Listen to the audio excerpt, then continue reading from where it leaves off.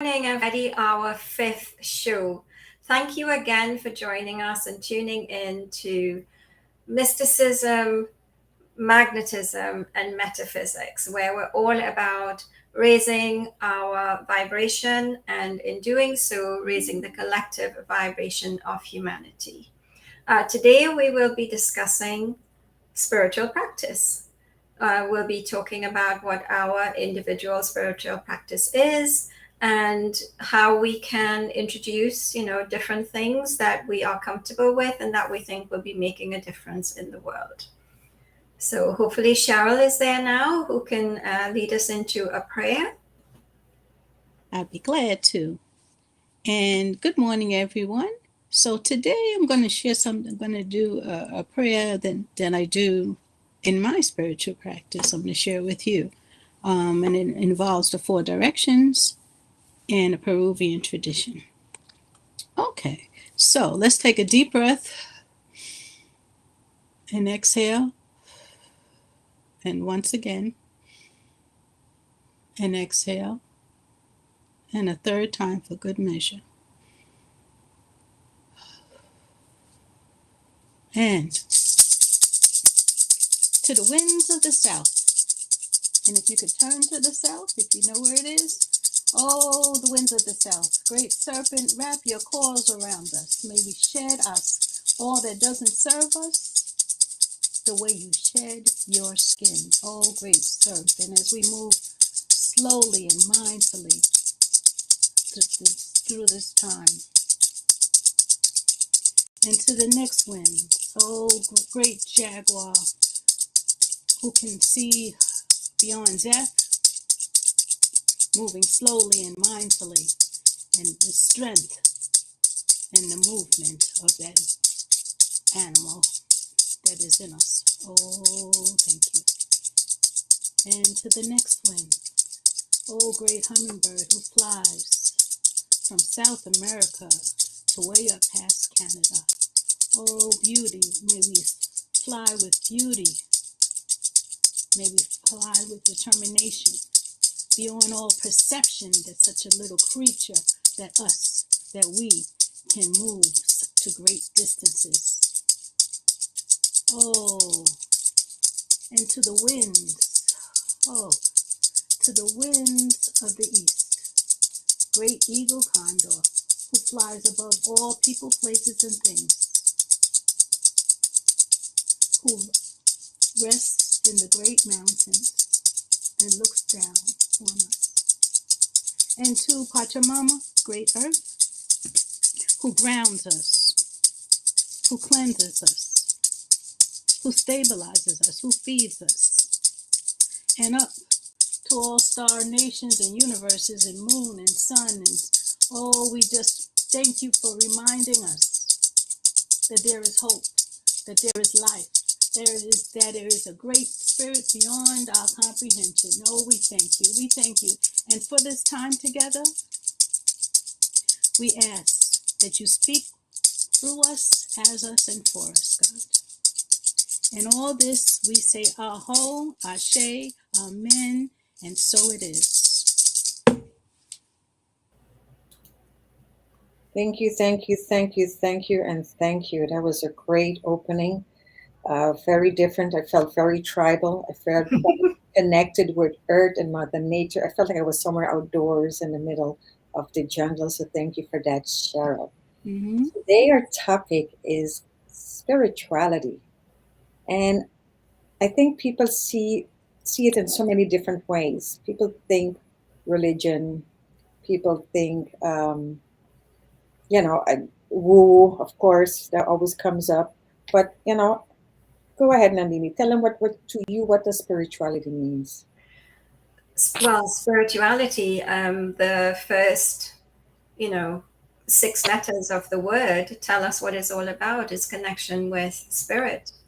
It's the connection with that thing, that power that is so much greater than us that we have been trying to understand.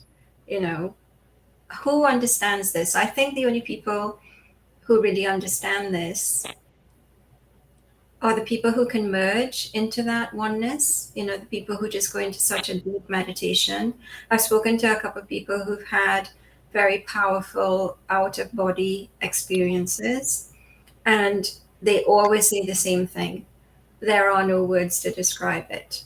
So it's like an experience that is so beyond our human understanding. And I guess that's why this is how I've made sense of religion. It's like we know that, or we accept that there is something so much greater than us. And how do we make sense of that? We have to put it into terms that our human minds can understand. And I think that is where religion has come in. And a lot of, the texts that we consider sacred, we interpret them as literally as we can, when I believe, in fact, they are stories with deeper meanings. So, like, we can read a sentence and we can try and interpret that quite literally of how we would experience our lives in our everyday lives, or we can try to see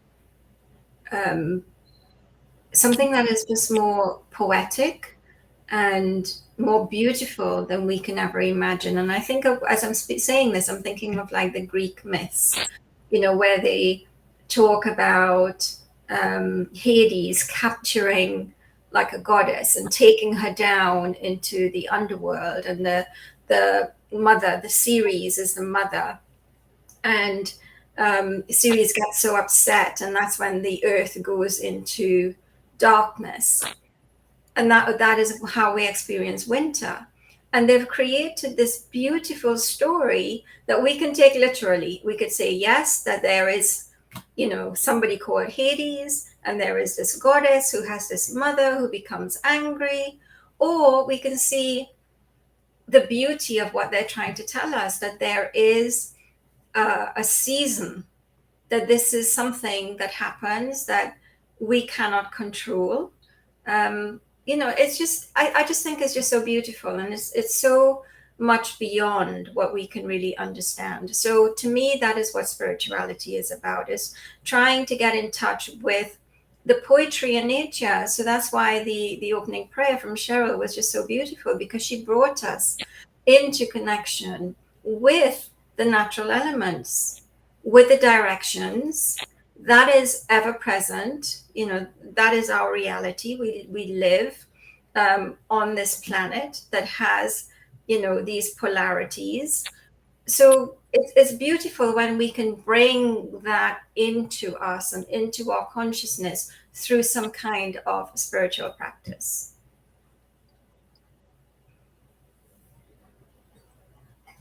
And spiritual practice is really, for me, it's essential. I mean, for my life. I mean, I can't function in my fullest if I haven't made space and time to be with myself and my spirit, whatever that means, whether it's dancing or it could be singing, it could be arts and crafts, it could be playing sports, it could be, but it's with me and my spirit. And once I'm in connection with my spirit, however that takes form, then I find that my divinity emerges.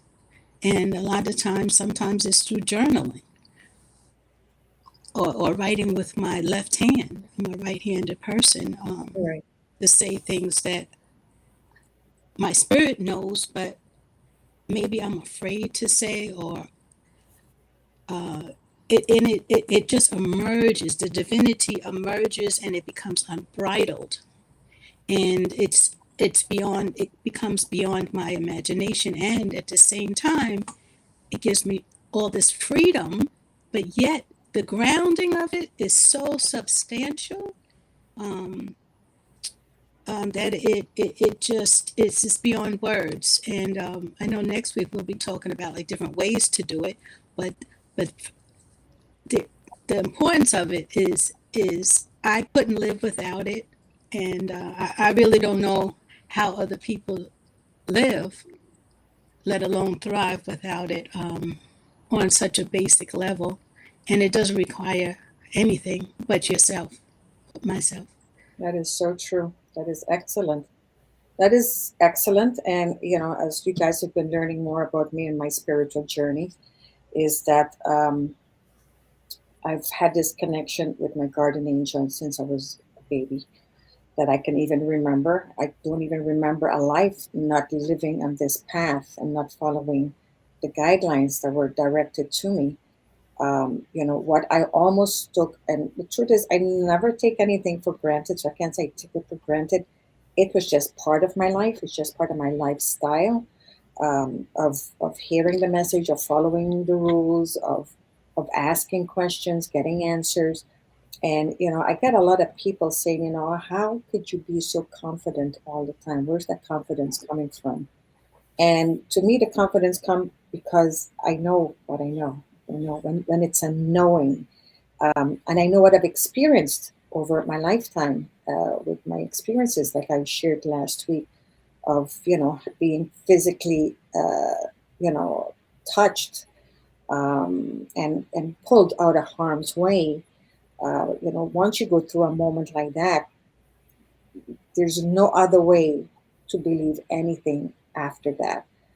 But that confidence comes from faith, like true, honest belief, true faith, faith of whatever I ask, I have to get it. Not from an ego perspective, but from an understanding that we are all connected. Like Nandini said earlier, coming from the collective, we're all connected together under that one energy. And again, we start our show with a prayer to ground us, to bring us together, to connect spiritually, energetically, vibrationally, because we are all one in this together. Once you know that, like Cheryl said, can't imagine living my life without that knowledge, without living it every minute of the day, being aware of it, making it part of my every day, every moment, whatever I do, what I'm eating, drinking water, to just always be in gratitude of, wow, I get to live this life. I get to be alive. I get to drive, just yesterday I'm driving down, and, I'm looking at the tall buildings down in West Palm Beach, and I would say something like, wow, I get to live in West Palm Beach. Oh, wow, I get to live in Florida. And it's like I'm sure most people by now, they just take it for granted. I live here and it's done. And it's like, no, I'm still always in gratitude and appreciation of just an awe, just to sit and be like, wow, I could sit here and, like, right now I can look out here and be like, look at this gorgeous trees. I have these huge trees out my window, and I'm like, it's just, to me, everything is always awe. Like, I live in this constant awe, almost childlike. And I always say, life's got to be fun, and it almost has to be childlike. Like, we have to go back to those days when we knew nothing else but have fun and play. And if you guys are like me, Caribbean girls, your mom would say, go outside and play. She was always kicking us out of the house. Mhm. And thank goodness, what a blessing that was. Even though people like, oh, you were kicked out of the house, that was a blessing. It took me a chance to go and, like I said, for hours, just catch little grasshoppers, watch the birds, always watching the ants parade back and forth and what they're doing. I just spent hours just sitting, observing, and really, really living in awe. And that was like just an amazing way to grow up. So to me, that's always going to be spirituality, is knowing that, living in awe, living in faith, living in belief that, Mhm. I mean, God wants the best for us. Whoever says he is here to punish us, that's not the truth. We know that's not the truth. We punish ourselves. Mhm. We punish ourselves. The hell we talk about is that hell, that nyah, nyah, nyah, nyah, nyah, Absolutely. that Yeah. ongoing chattering in our voice. That has nothing to do with God. That's our ego that created in ourselves. Part of our ego is good because part of it is survival, but too much is not good. So you got to Mhm. find the balance there. I think you've really encapsulated in two words exactly what spirituality is, and that is awe and wonder. And if you think about Mm. where and how we experience the most awe and wonder in our lives, is when we are in nature, you know. And indigenous people will tell you, you know, you go into a church and you do this and you do that, and that is spirituality for you. My spirituality is the mountain, the river, the grass, the tree, you know. They understand that this is how, and the important thing is that they do not separate that from this. Correct. Mhm. They do not separate the river, the mountain, the tree, the blade of grass from the human body. They know that Right. it is all one.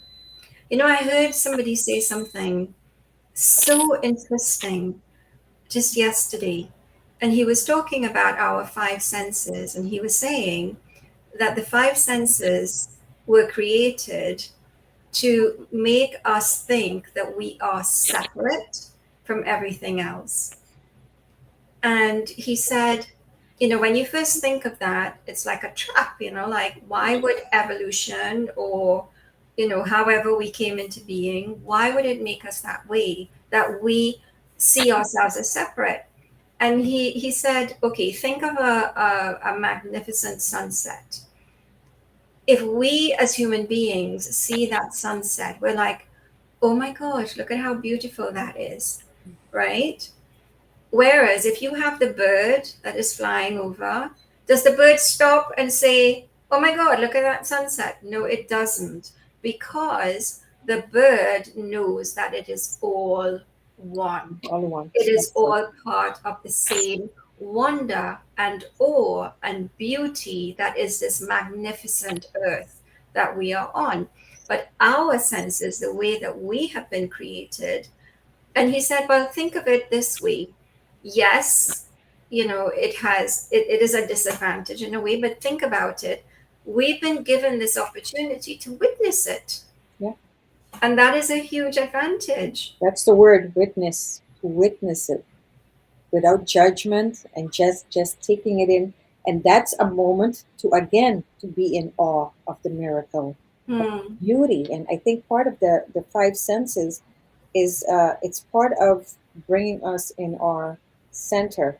I mean, even at home, I try to create my home to embody all the five senses. So we have the feeling when we go to a spa, it smells nice, it's calming, the colors. So we love that feeling in a spa. And I thought, well, why not bring it at home? Why not have it all day long? When you wake up, you know, you look around, the colors are harmonious, the soft music in the background, your incense or whatever candles burning. Every day, all day should be that feeling of, ah, wow. And you know, and I love walking through my home and just going, I get to live here. Wow, I love this. And it's like nothing, it's nothing exceptional. There's nothing different. There's nothing amazing. It's just that, oops. It's just that I created this space so that even when people come to my home, they're like, it feels so warm and welcome. And it's like, yeah. And it's not fancy, it's just comfortable and ease. It's welcoming, you know, because you can go into a very, very fancy room that is quite cold. Correct. Yeah. And I know when we were in India, I know Cheryl was busy buying uh, the carpets. So remember, we spent all that time looking at those gorgeous, gorgeous carpet, and you were explaining how you designed your house around different colors and stuff like that, right? Am I correct? Yeah. You're quiet, Cheryl. I'm listening. Oh I'm no, waiting I for was you. listening to what you said. Yes, to make it, it's whatever called to my soul. I mean, my home is like, and it continually changes. That's the beautiful thing too. It's like very eclectic, and the consistent thing that people say when they come in for whatever reason, whether it's workmen or whatever, they always say, "Oh, this just feels so comfortable. Just feels so. I feel this is a home. Yeah, Basically, it's a yeah, home. It's not. I mean, it's nothing extravagant. It's a small little house, a small space. But I do make sure that wherever I live, as far as whatever I can." control is that I can see out.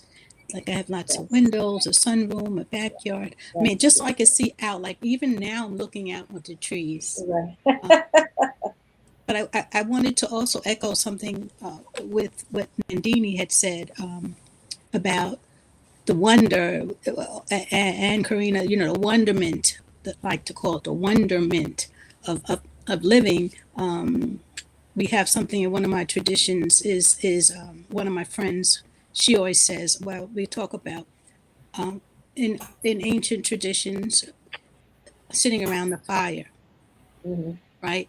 And the prayer is, I am the fire, I am the smoke, I am everyone, and I am no one. Yeah. Meaning there's no separation. And anytime there's separation, for whatever reason, it feels like what the old traditions say, which I believe the word sin in quotes, Yeah. separation is the S, right? Separation. That's what I say. For me, is separation is separating. Sin is separation, right? Yes. Without the judgment, it's just separating, right? So, like, when I'm not separating, when I'm integrating within, pulling it in, all that is in, for me, is in my world, right?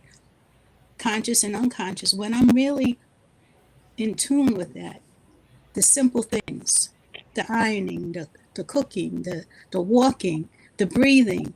I mean, we've had on the East Coast here, we've had in the, all this, the smoke stuff. So it's very conscious of the breathing and where am I at with my breathing, the air quality. So it's all as one. Yeah. That is interesting you said it because I tend to and it's something I've always done. I used to do that even as a kid. And wake up Saturday morning, you got to clean the house. My mom would go out, grocery shopping, and she'd walk in the house and go, "You changed the living room again," and I would shift everything around. All of a sudden, the TV's on one side, the couch, and I still do that to this day.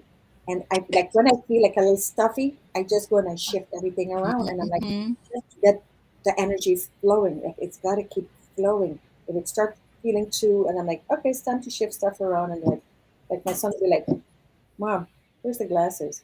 "Oh, I just thought I would shift the stuff around in the kitchen." But something about shifting around, and this is also something that I've learned and I teach now, is that we get stagnant in our habits, and when we get too comfortable in our little habits, um, we stop growing, we stop expanding, we stop being in that great receiving space. Mm-hmm. Mm. So you have to every now make a switch, and even if that switch is, I always sit here to drink my coffee, but today I'm going to sit here. Mm-hmm. Just a little switch that breaks your routine, because we have to constantly break the routine so we don't get too stuck in our ways, or we start working in automatic. And there's nothing worse than being in automatic. We do a lot of stuff automatic as is. But when you are staying connected with your spiritual connection, you need to break that cycle. Whatever that is. If it's every day you do this, then today, instead of whatever that is, if I always wake up and go through this motion, turn it around. And so, instead of waking up every day and exercising, today I'm going to go into my meditation first. Or today I'm going to go take a walk instead. And we have to switch it up, because that switch up triggers something in our subconscious mind that says, oh, we're doing something different. And it opens up this new path. Mm-hmm. Mm-hmm. I'd like to, feeding off of that, Karina, it's so true, because a lot of people tell you that once you get stuck, just clear out a closet in your Mm-hmm. house, clean out a drawer in the kitchen, and Mm-hmm. that has an effect on us. And I mean, I think that's a huge example of how our surroundings impact us. So if we think about, we've been talking about how we decorate our houses, and it's something that we do sometimes unconsciously, like why do I want this red vase instead of this yellow vase? Because I resonate with that color. I resonate with the color red more than I resonate with the color yellow. And the thing is, if we resonate with a color, it's because the energy of that color is something that we need. So we could resonate with a red vase now, but maybe in 6 months' time, I will resonate with the yellow vase. But there's two things I just wanted to mention very quickly, and it's the word altar. Because when we're talking about spirituality, so people may be thinking of the church and the spiritual feeling and the spiritual ecstasy that they may feel when they go into a religious building, into a church or a religious space. But if we think of the word altar, altar means to change, and what we're changing through having an altar is our consciousness and how we perceive things. So an altar doesn't necessarily only have to be in a church. And I would invite people to consider, if they don't already have it and they're trying to think, well, how do I maintain this kind of spiritual ecstasy throughout my life and every single moment of the day? Create an altar in your house. And it doesn't have to be anything that is rigid. Nobody can tell you how to create your own altar. Your altar comes from here. So you can just find a rock, you can find a feather, you can find a leaf, you can find, Cheryl opened up our discussion today with this beautiful prayer of calling in the winds, calling into nature. I got my Absolutely. stuff here, and I got my little Shiva back here, and I got my little Yes. stuff. I got my So, candle. so It's a if, little. if that is something that resonates with you, honor that. Honor the directions. Honor the earth, the sky, the water, you know, everything. Honor the directions, um, and just place into your altar just your love, and just say that I'm creating this from a space of love. And that is all that you need, and every time you look at that altar, it will shift your consciousness. And there's something I want. Ugh, um, we base the Bible a lot on a lot of our teachings, and then we know now that when Jesus was talking, he spoke two different languages. The one he spoke to the general people, and then the parables he spoke to his followers, because again, we're all vibrating at different levels, learning at different levels, and it's okay, it's fine to be wherever we are, and we're all going to get to one point at some point, but to always have that open space. But there's the one passage that I feel that keeps getting confused, which is when he says, go into the closet to pray. He's not talking about an actual closet in your bedroom. He's talking about this closet when you go inside. This is when he goes, go inside, block yourself from the outside world, and be in prayer. For us, it's meditation, whatever that is, just to commune, be one on one, to open the channels to receive those messages. And that's a big confusion that gets lost in the shuffle. And I just wanted to bring it up as well, because that's important for people to understand. You don't have to walk in a building to find God. He is right here with you as you know living as part of us. We are God. And Mm, God again is not a individual entity. It just means we are all one with the collective. mm, And it makes a big difference once you see it that way, and you start understanding that it's always here with us. We don't have to be looking for it. It's here already. Just connect, just go in, do a nice little chanting like Cheryl did, get your music. Just dancing or singing connects you with your higher self. It puts you in mm. such a higher vibration. So the minute you feel a little bit down and depressed, turn the music up. First thing you gotta do, start dancing. Start moving. Singing, just move, whatever that is, get out your little Baraka and stuff. I mean, I'm so glad that you did that music stuff because I thought that was a nice little add-on for today's talk. That was perfect. And you know, You know, it's that sound, you know, sound is Yeah, vibration, it right? was, yeah, the Yeah. vibration again. I'm sorry, you gonna say, Cheryl?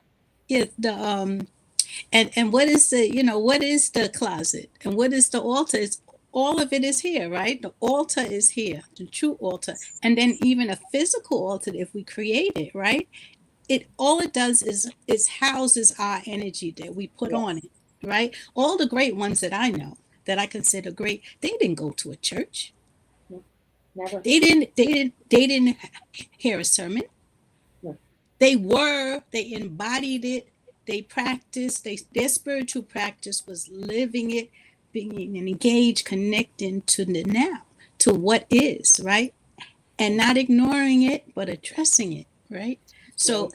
and then being at peace at it, not separating themselves from it, Right. but Exactly. separating themselves in a way to be like to go to the mountain Yes. for the time to be with themselves to the inner altar, right? So, for, you know, that's really for me what it is. It helps me to have like a, a, a place where I house my energy in my home, like that's more concentrated for me, that I could like focus, like even like when I talk with my ancestors or different angels, guardians, and guides, or even with myself, you Yeah. know. So Yeah. it's all like it's all one. Again, You know, back to inspiration.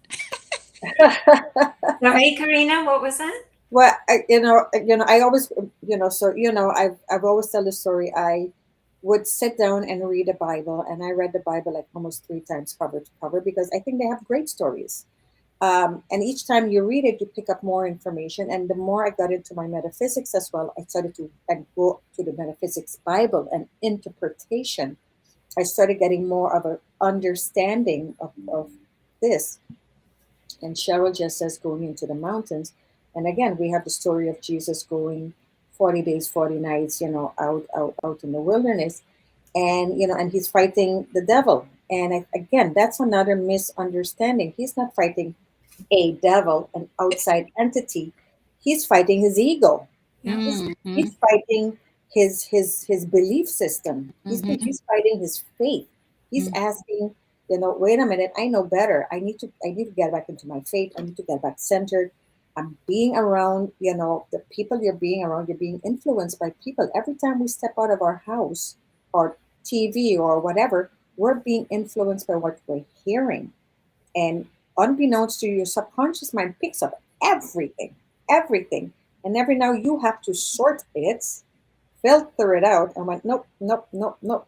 But when you're too much in it, sometimes you go off track.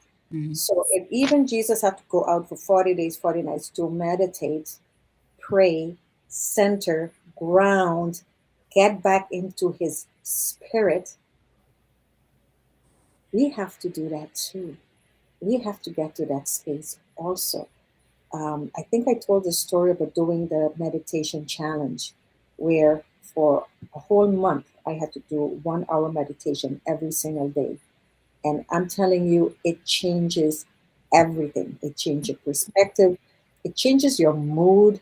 It even, I'm going to tell you guys, it actually helped with my diet. I mean, I'm never on a diet, but like all of a sudden, I would like not have interest. It's like, no, I'm not interested in eating that. And I'm like, wait a minute, but I like this. But all of a sudden, I started eating healthier. I was craving more salads and craving more healthy, eating habits, drinking, exercising. Like it gave me this weird, no, not weird. It gave me a very inspired way of living, very conscious, very centered, very grounded, very in the moment, like very present. Like everything I did became very present. And it's funny because I was writing something and I'm like, we all do this. We know what's good for us and we still don't do it, right? Mm. We know what's good for us. We know, and even for me, I'm like, when you meditate, your day goes better. You're more patient, nothing upsets you, you're in the zone, more good come to you. Why are you not taking the time? Because the first thing who says, don't have time to meditate. But if you know that whatever, 20 minutes, 30 minutes, even an hour, is going to change the whole, not the only day, your life. Why Mhm. would we not stop and honor ourselves and give Mhm. ourselves that moment to Mhm. connect with our higher self, with our spirit guides, And I want to make a point because some people listening to us may think, well, I don't do any of this. I don't have an altar, and I don't really have a spiritual practice or anything. And I just want to talk about somebody that I know, my neighbor actually. And, she was brought up in the Christian faith, and she began questioning things. And, she's kind of like, well, not involved in the, um, what's the word I'm looking for? The rituals and stuff that comes with religion. She's not involved with that. But one day it hit me that this person who is just living her life in the best way that she knows how, living her life in love. That's what she does. I mean, she will not describe it as such, but she lives her life in love. Mhm. She's the most spiritual person that I know. Mhm. You it's know, all about love at the end of the day. exactly, It's all exactly. when you start to experience that love in here, it's a love. It goes beyond love for me. It goes beyond love for any and everything. Mhm. This is where Mm, that appreciation and living in awe come from. Because you're in awe because you're like that feeling of love, like you said, that sunset is not just like, oh wow, it's beautiful. It's that whole I mm, Mhm. get to experience this. I Or. get to see this. That Mhm. awe, that marvel, that magic, that mysticism, right? mm, It's just that and and I want to jump back on the altar. And the altar isn't, like you said, you don't need the altar to connect. Sometimes the altar is just a reminder, especially when you're beginning your spiritual practice. Like, as metaphysics, we don't really need anything because we know exactly how to go straight in, how to connect, what to do. But as you're beginning, sometimes you need that little reminder, something that says, I'm going to take a moment to light a candle, to light an incense, to have a chat with my, whatever you have sitting there. But it's just kind of a reminder to keep you centered as you're still growing in your mm. spiritual practices. So it's not a, oh, I gotta have this and it's gotta have an altar. No, it's just a place for you to feel like, you know, if you haven't gotten to the point where you can do this on a consistent basis throughout the day, all time, then this is just one of those paths, like you said, Yeah, one of yeah. those paths to get you on your way. Particularly if you have like a crazy life going on around you and you need that centering. Yeah. And, like somebody might be thinking, well, what is a spiritual act? What is a spiritual practice? And just coming back to that point of living from a place of love, and as I've said, my neighbor, she's the most spiritual person that I know who would never label herself as spiritual. That's not even a word that would occur to her. But I just want to share something that she did for me recently that just, it's just such a beautiful expression of love. And, you say that it's all about love as long as we come from a place of love. Something happened, you guys know, and I had never really experienced PTSD before, not consciously. Maybe I have, but it wasn't conscious. But something happened and it was like, oh my God, that was a big trigger. Okay. And you know what she said to me? She said, you need a day out. You know, Friday, just you need a day out. I'm going to take you out. And this person, such a loving heart, planned a day where we just did fun things, And she said to me, do you want to know what we're doing or do you want to be surprised? And I said, surprise me. So the whole day was a surprise. We went and we did some painting. We had a massage. We then had a nice lunch. Then we went walking. We went out into a park. And then we went to the beach. And then we ended the day with a nice little drink. It Mm. was just so beautiful. And I thought, this person recognized that another human being needed help. And what did they do? they made time in their lives to help that person. And to me, that just speaks of such a spiritual person who Mm-hmm. would never describe herself in those terms. You know, so when we talk about spirituality, people will think about, oh, somebody chanting Hare Rama, Hare Krishna, somebody who does yoga all the time, you know, somebody who walks around with a lot of beads or whatever. You know, Yes, no, that yes. these are tools, okay? Right. That's the word. Tools. Tools. And I am just in awe of this person who probably doesn't even wake up in the morning and say a prayer, Mm-hmm. Exactly. you know? But her prayer is every action that she does. I Good. am in absolute awe, you know, and I just think that that is a goal. That is a life goal, Mm-hmm. you know, because Yeah. sometimes we get so caught up in everything else and we say, I'm so busy, you know, and I can't do this. And, you know, she has a lot going on, you know, but she recognized that somebody needed her help. And she said, you know what? You're just going to take a day off and I am going to make that day possible for you.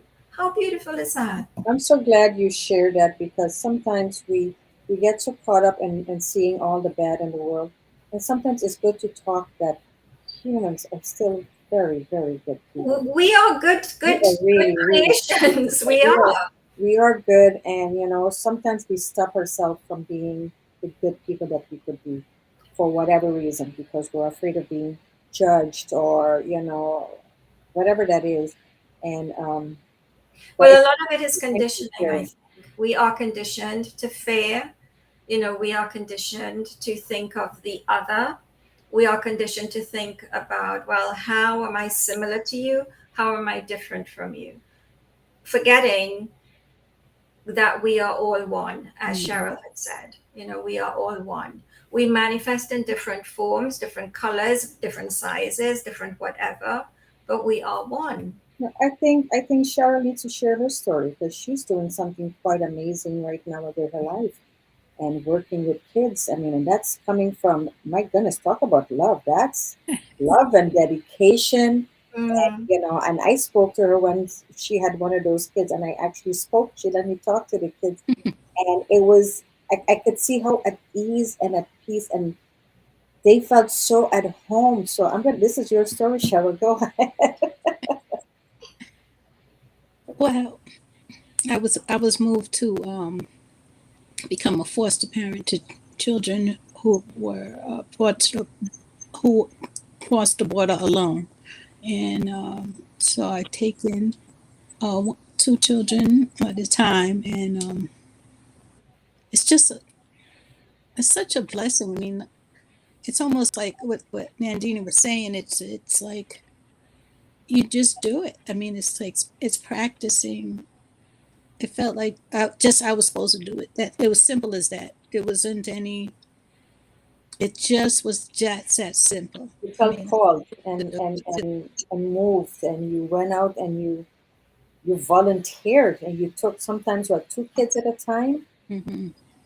I mean, that's not easy for anyone to just do. So my goodness, Yes, thank you for your talk about, thank you for your service. That's thank these poor you. kids. They're like, they got abandoned. They're stuck. They speak a foreign language, Mm-hmm. and now they're trying to find their family and put them back together, and to come to a nice home, like you said, warm and welcoming, Mm-hmm. and you're so patient with them, and really, I mean, that's talk about love. This right here. That is, I mean, that is immense love because you're seeing a part of yourself in those children. Exactly, exactly. Yeah. You know, you're not seeing them as different to you. That just gave me chills. You know, you understand that those children are part of us. You know, do we want to be abandoned? You Mm-hmm. know, do we want to feel so traumatized? No, Mm-hmm. we don't. Mm-hmm. And, you know, bless you, bless you, bless you, Cheryl. Oh, thank you, thank you. Yes, that is amazing. It's interesting because like when I was trained for this, they tell us all we have to do is provide safety and love. That's it. Safety and love. And then I look at it. Like if that was, I look at it, if that was my child, or me, me, because Oh, she's gonna say, but don't we all want safety and love? That's really at the end of always, the day. That's all always, we want. and it just it's back to the no separation with love. There's no separation with love. Hmm. Wow, that's amazing. Isn't that a life goal, right? For Yeah. everybody. Hmm. In a society where that is becoming more and more and more divisive every day. That's why I think our voices are so important. Hmm. If we can elevate bringing everyone together, we are not different. We all want that. We all want safety and we want love, because that's all that we need. And if we think about it, all the conditioning that goes, like whatever fears we have, it's all about survival. How do I survive? And if we are safe and we are loved, we don't have to think about survival, Hmm. Yeah. right? And there's so much conditioning. Like, I mean, if you watch the television, every advertisement is about fear. You Yeah. know, every advertisement is about fear. And like you were talking about diet, Karina. Diet is not only what we eat. Diet is who we surround ourselves with, the things that we put into There our you go. consciousness, the things that we listen to. And that is why I always tell people, switch off the damn television. you know Switch it You'd off. be surprised, especially that background commercials. Yeah. You think, well, I'm not listening to the TV. Your subconscious mind hears Hmm. everything and it takes it in. It takes it in and it becomes part of you. And Mm. unconsciously, you start mimicking certain behavior and you don't even know where it's coming from. Yeah. You Hmm. know? So even if you want to do a little bit of exercise, lift your hand and mute it. Press the mute button. Like if you have to watch that television, if you really want to watch something, every time that ad comes on, just mute it and Mute look it. away. I Look actually, that's away. what I do. I just mute it. Actually, on certain channels now, I would actually rewind and go like 2, 3 episodes back so that I can watch it. And when commercials come, I can fast forward the commercials and All jump. right. Yes. So Because if you it's too can much skip it. commercials, it's like, okay, I can't watch this. I'm sorry. Yes. Yeah. But yeah, muting is a very good way to do it. Very, Hmm. very good way. But, Yeah. jumping back on love and doing stuff out of love. And I'm going back to that book. I think Nancy actually wrote a book called Be the One. And with Be the One, all she's saying, it doesn't matter who is standing in front of you. Hmm. We tend to get all, when it's a celebrity or, I don't know, a rich person or someone that's important, we treat them very different than we treat Hmm. someone that we think, oh, they're not important enough. We need to get to the point of always anyone, even when you're standing at the grocery counter, to be nice to the checkout lady because not everyone is being nice to her. And it is tough because people are, and it's nice to say something nice. And you would see it. They light up and they smile, and you could see them, you could see them breathe again. And it's okay to just all day, just be like, hi, and hi. My sister would say it. My sister was funny. She's like, I keep forgetting, I'm from the islands. And in the islands, you walk around and everybody's like, hi, hi, how you doing? Like, it's no big deal. Bon dia. And Aruba, we say bon dia, come by, bon dia, come by. We all day we're like, hi, how you doing? Good day. But then you walk to a place in New York and you look at people and you nod and you smile and you hi, and they look at you Look like, at you, right? okay, another cycle walking down New York Street. And it took me a while to stop it because I'd be like, hi, good morning. And I'm like, oh, I'm not allowed. I'm not allowed to be nice, and it takes a little bit of while. But otherwise, all day I'm like, hey, hi, none. Karina, that makes me think of how our surroundings impact us. And we are small island people, right? I mean, I grew up on a small island where everybody's friendly. But when I went to Tobago for the first time, which is even tinier, which is smaller, and you go out in the evening, like we went to a disco. I'm aging myself here. We went to a disco, and people come As soon as somebody walked in, it was like everybody turned and went, hey, like this, right? And I remember when I traveled to Curacao, and the hotel that we were staying in was like a little bit on the outskirts of the main town. And so we took a bus, we just said, let's get on the bus and we'll go. So as we're traveling into the town, the bus is getting more and more filled. And as it's getting more and more filled, it's getting noisier and noisier and noisier, because as soon as somebody comes in, the language is, everybody's talking to each other. And it was such a beautiful, beautiful Yeah, thing. everyone So talks then I lovely. leave the Caribbean, that is just like all friendliness and love and everything, and I go to England, okay? And then I start traveling on the underground, and on the underground, everybody's head is down, okay? Everybody's reading their book or their paper. You avoid eye contact. You do not make eye contact, and so it was strange to me in the beginning, but eventually I'm the one now reading my book on the underground on my way to work. Okay. So this goes on for years. And then one day I was on the train and this lady said hello to me. And how did I react?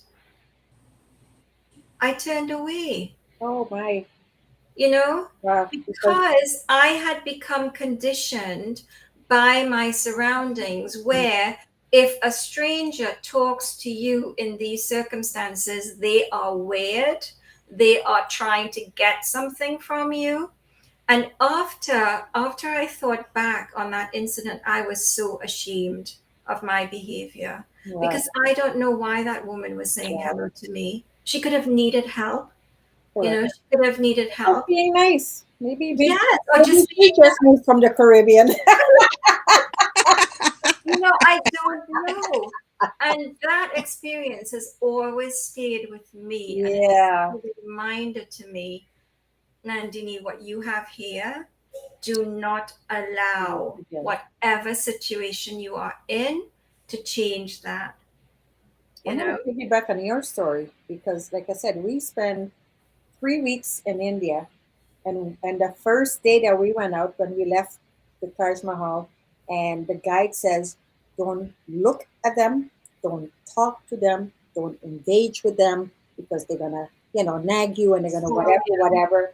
And I'm telling you, it was not long before we were having a conversation, taking pictures. Hi guys, I was in there. I'm like, so what do you do? How old are you? You're not going to school. What are you studying? Oh my goodness. Charlotte, we would have a come, and everyone's like, don't talk to them. They're going to follow us. And I'm like, they're people. They're actually, most of them were young kids. And I'm like, are you kidding? They speak 4 or 5 languages. I'm amazed. And everybody's like, well, they're peddling. I'm like, they're the best salespeople I've seen. If I could bring them and help me with my business, oh my goodness, they're great salespeople, right, Cheryl? At the end, they were like, Mhm. Yes. we had some people just like, oh my goodness, oh, they're talking to us, and I'd be like, sweetie, we're on vacation now. Do you mind? They're like, no problem, miss. Talk to them like the regular people. Don't treat them like they're like some what? mm, And they're like, how come they don't bother you? I said, because I treat them like people. Because I Wow. show them love and respect. I Mm. don't look down to them. I'm not talking down to them because they're people just like us. No separation. No separation. So what? Because they don't have a big house means they're different?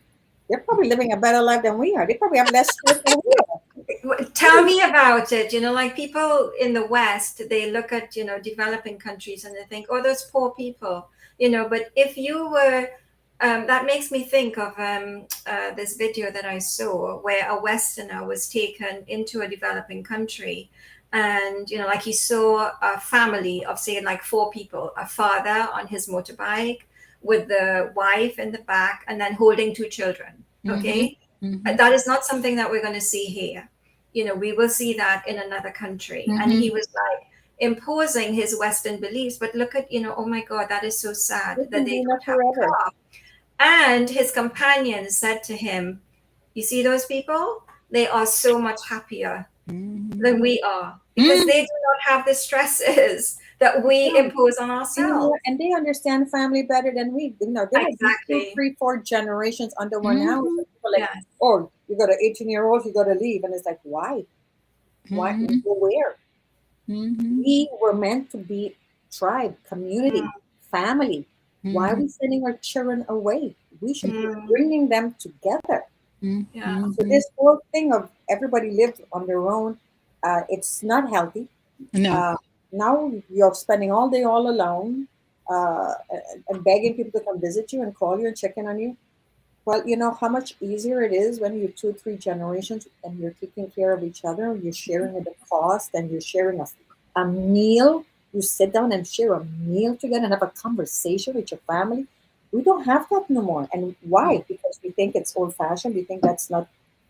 But isn't it amazing how world circumstances with inflation and everything else that is happening is making us in Western countries now live like that? You Mm-hmm. know, now in America, there are children who cannot leave the parental home The because they millennium, simply cannot afford. the poor millennials have no chance to live Yes. out in that Yeah. world. I mean, they They already have said no they're choice. never going to own homes. Then their life is going to be very difficult because they have more knowledge, they have more connection to me. They're much more connected with spirit, but economy is not going to give them a break. And maybe that is part of the divine. Yeah. Exactly, Maybe that exactly. is part of the divine Because if you intervention. think of how Bring us we were back together. conditioned, exactly how we were conditioned that you go to school, you get a degree, you get a job because you want to have that house, you want to have that car, you want to have the holidays. That's how we were conditioned. Okay, so that was how we led our lives. Now that circumstances have changed,